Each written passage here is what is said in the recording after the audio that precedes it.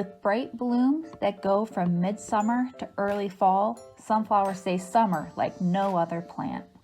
The sunflower has a scientific name that comes from the Greek word helios, meaning sun, and anthos, meaning flower. The flowers can come in many colors, yellow, red, orange, maroon, or brown, but they are commonly known for being bright yellow with brown centers. Sunflowers are heliotropic, which means they turn their flowers to follow the movement of the sun across the sky from east to west, and then they return to face east, ready for the morning sun. So sunflowers really do love the sun. There are tons of varieties of sunflowers available, over 70 different kinds. You can usually tell the difference between the plants by their size and sometimes by their color. Did you know that in 2021, the National Garden Bureau designated this year the year of the sunflower? It's hard not to love these lovely flowers. Sunflowers make excellent cut flowers for bouquets or in a vase, and many are attractive to bees, butterflies, and birds.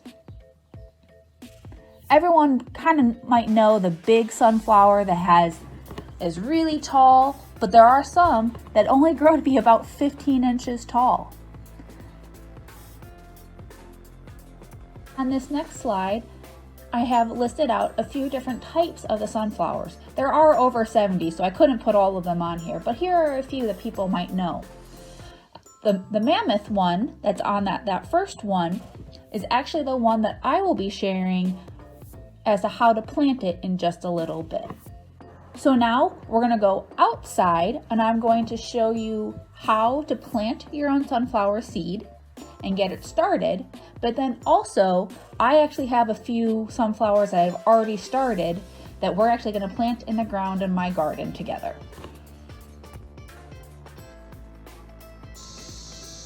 All right, we are outside now and are actually going to show you how to plant your own sunflower to get it started. There's a few things that you will need, and I can go through all of that right now. So a cup, just a plastic cup will work just fine. Or if you have an old planter from the store, this would work really well because it has holes on the bottom for the water. Obviously a packet of sunflower seeds, and then also some potting soil. I have a really big bag of potting soil, but you don't need that big of a bag. But let's get started. All right, so one thing with a packet of sunflower seeds, obviously, as I said before, this is the mammoth kind. They're the really big ones.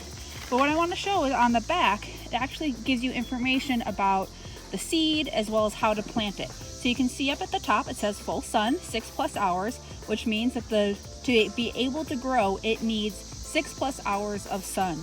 It takes 100 days to bloom, so planting it now, it probably won't see any blooms until September, October, but that's perfectly okay. It can be almost 12 feet height, so that's really tall.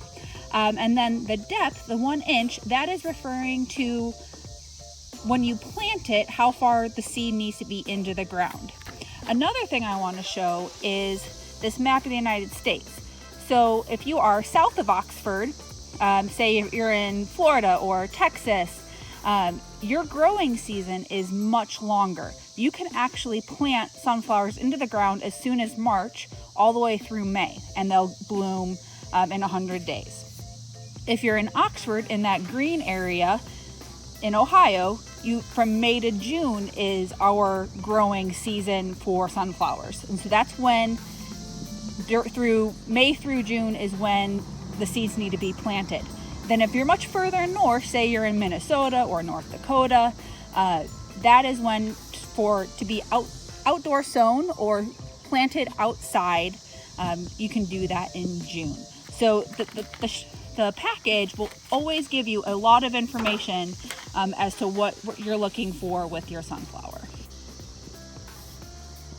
So this is what the seeds look like once you take it out of the package. They just look like sunflower seeds. So if you say you eat sunflower seeds at baseball games or enjoy just having them as a snack, this is what they look like, and they come from sunflowers. Okay, so now we are actually going to start planting. I do recommend that if you can, be outside for this part, so that if you miss the pot a little bit with some soil, you can just wipe it off into the grass and it's not a big deal. But if you are inside, I would probably recommend to put a piece of newspaper down or something for easy cleanup. But you just take your cup, take your thing. I've actually put a little bit of soil in there just so it's a little bit easier for me. But you fill it up to close to the top. It doesn't have to be completely to the top. So then you have it all in there, all good. And then what I like to do, I take my finger and I stick a hole in to get down. It's about an inch. You take your seed, and you put it in. I like usually to put 2 or 3 seeds, honestly, just in case one of them doesn't work, you have another one in there. And then you just close it all up. I have a little bit of water here, so always water is a good thing. And just put a little bit of water on it. And that's it. That's all you have to do.